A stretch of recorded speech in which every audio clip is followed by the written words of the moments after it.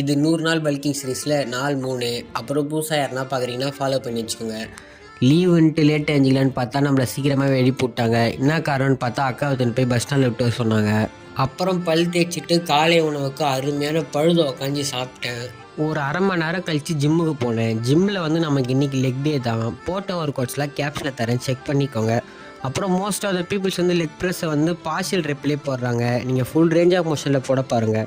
அப்புறம் வீட்டுக்கு வர வழியில் நண்பர் வண்டிக்கு பெட்ரோல் போட்டு வந்துட்டோம். வீட்டுக்கு வந்து ஒரு மணி நேரம் நல்லா எண்ணெயை ஊற வச்சு தலை குளிச்சுட்டு வந்தோன்னே நமக்கு பெருசாக எந்த வேலையும் இல்லை. அதனால் சும்மா இருக்கக்கூடாதுன்னு பப்பாயா கொஞ்சம் சாப்பிட்டு மத்தியான சாப்பாடையும் கூடயே கம்ப்ளீட் பண்ணிட்டேன்.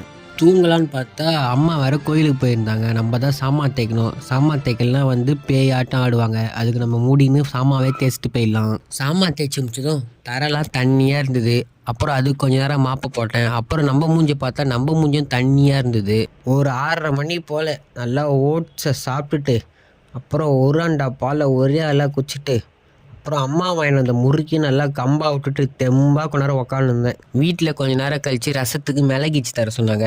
அதை இச்சு குத்துட்டு அப்புறம் நமக்கு தேவையான முட்டையை ஸ்க்ராம்பிள் மாதிரி பண்ணி வச்சுட்டேன். அப்புறம் நமக்கு எந்த வேலையும் பெருசாக இல்லை. அதனால் நைட்டு சாப்பாடை டைட்டாக முடிச்சிட்டேன். கொஞ்ச நேரம் கழித்து ஏசியை போட்டுட்டு தூங்கிட்டேன். நம்ம நாளைக்கு வீடியோவில் பார்க்கலாம். நன்றி ஃபிக்ஸ்.